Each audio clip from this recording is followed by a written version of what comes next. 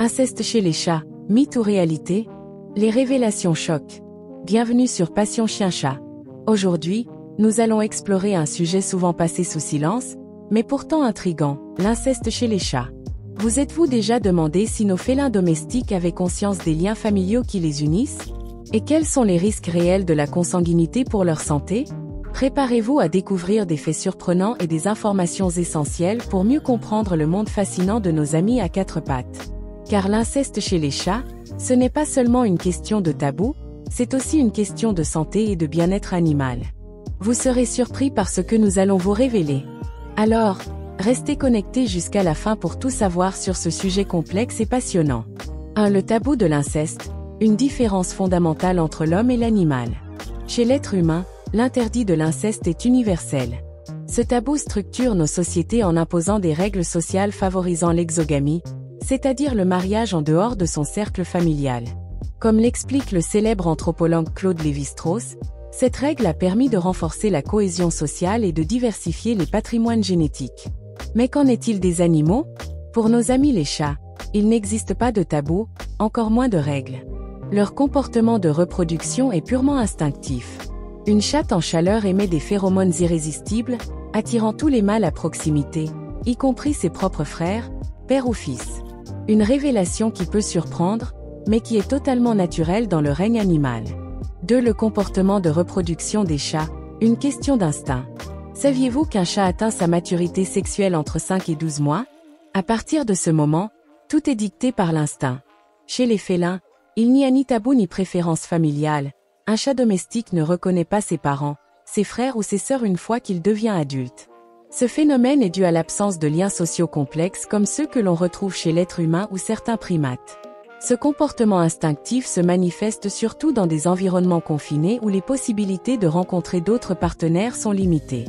Une chatte en chaleur émet des phéromones si puissantes qu'elles attirent tous les mâles aux alentours, y compris les membres de sa propre famille. Alors, si vous avez plusieurs chats non stérilisés sous le même toit, attendez-vous à des surprises, parfois de nature génétique. Les chaleurs chez une chatte sont un véritable spectacle hormonal. Entre miaulements insistants, frottements frénétiques contre les meubles et postures d'invitation à l'accouplement, elle fait tout pour attirer un partenaire. Les mâles, quant à eux, peuvent détecter ces signaux à plusieurs centaines de mètres grâce à leur odorat surdéveloppé. Si une chatte non stérilisée cohabite avec ses frères ou son père, ces derniers répondront à ces signaux sans distinction, guidés uniquement par leur instinct reproducteur. C'est une situation qui peut sembler choquante pour nous, mais elle est complètement naturelle pour eux. C'est pourquoi la stérilisation est essentielle pour éviter des portées imprévues et limiter les risques liés à la consanguinité.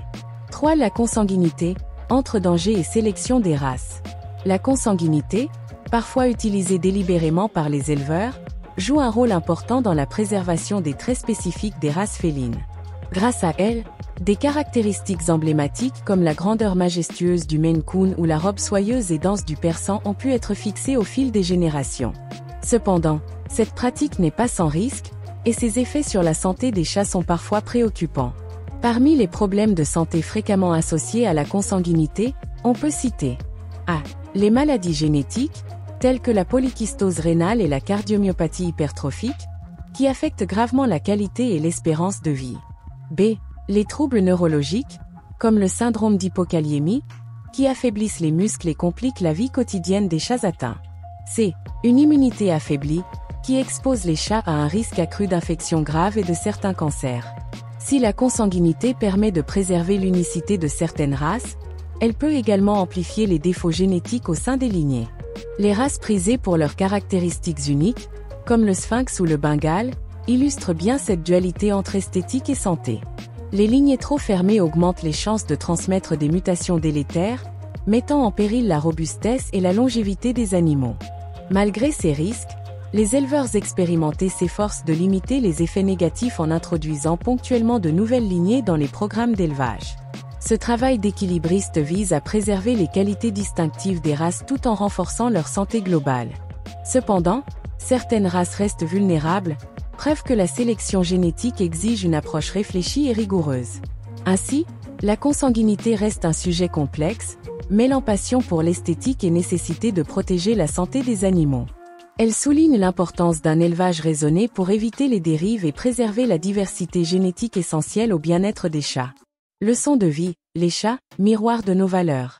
Nos félins nous rappellent qu'harmonie et équilibre sont les clés d'une coexistence réussie.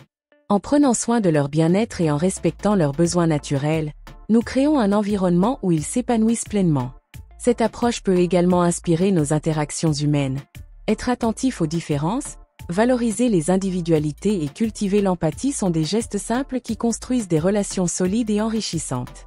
En fin de compte, nos compagnons à quatre pattes nous invitent à adopter un regard bienveillant, non seulement envers eux, mais aussi envers ceux qui nous entourent. Une véritable philosophie de vie à méditer. Question pour tester vos connaissances. À quel âge un chat atteint-il généralement sa maturité sexuelle? A. Entre 3 et 5 mois. B. Entre 5 et 12 mois. C. Entre 1 et 2 ans.